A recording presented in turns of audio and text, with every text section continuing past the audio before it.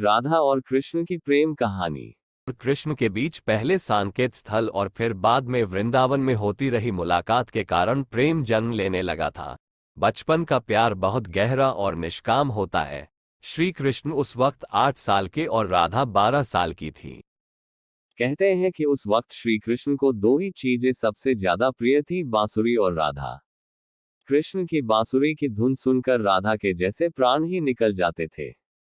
कई जन्मों की स्मृतियों को कुरेने का प्रयास होता था और वह श्री कृष्ण की तरफ खींची चली आती थी।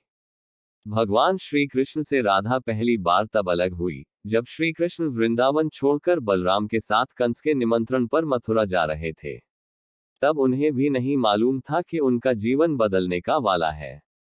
ये प्रेमपूर्ण जीवन अब युद्ध की ओर जाने वाला है। ये प्रेमपूर्ण जीवन अब युद्ध की ओर जाने वाला है। पूरा वृंदावन उस वक्त रोया था।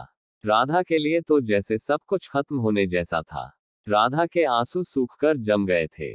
बस श्री कृष्ण राधा से उस वक्त इतना ही कह पाए कि मैं वापस लौटूंगा।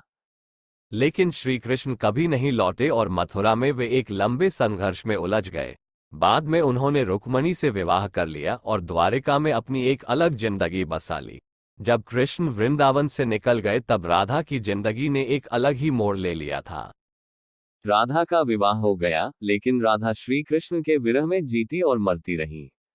राधा ने अपना दाम्पत्य जीवन ईमानदारी से निभाया और जब वे बूढ़ी हो गईं तो उसके मन में मरने से पहले एक बार श्री कृष्ण को देखने की आस जगी।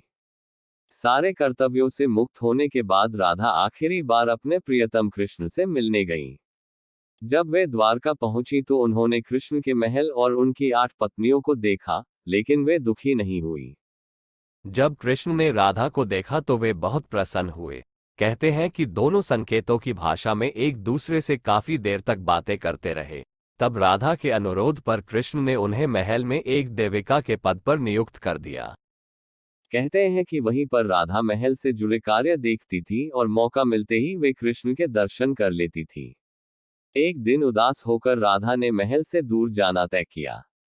उन्होंने सोचा कि वे दूर जाकर दोबारा श्री कृष्ण के साथ गहरा आत्मीय संबंध स्थापित करेगी। हालांकि श्री कृष्ण तो अंतर्यामी थे और वे राधा के मन की बात जानते थे। कहते हैं कि राधा एक जंगल के गांव में रहने लगी। धीरे धीरे समय बीता और राधा बिल्कुल अकेली और कमजोर हो गई। उस वक्त उन्हें भगवान श्री कृष्ण की याद सताने लगी। आखिरी समय में भगवान श्री कृष्ण उनके सामने आ गए। भगवान श्री कृष्ण ने राधा से कहा कि वे उनसे कुछ मांग लें, लेकिन राधा ने मना कर दिया। कृष्ण के दोबारा अनुरोध करने पर राधा ने कहा कि वे आखिरी बार उन्हें बांसुरी बजाते देखना और सुनना चाहती हैं। श्री कृष्ण ने बांसुरी ली और बेहद सुरीली धुन में बजाने लगे।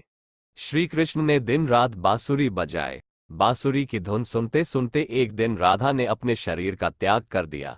कहते हैं कि श्री कृष्ण अपनी प्रेमिका की मृत्यु बर्दाश्त नहीं कर सके और उन्होंने बांसुरी तोड़कर झाड़ी में फेंक दी। उसके बाद से श्री कृष्ण ने जीवन में कभी बांसुरी नहीं बजाए।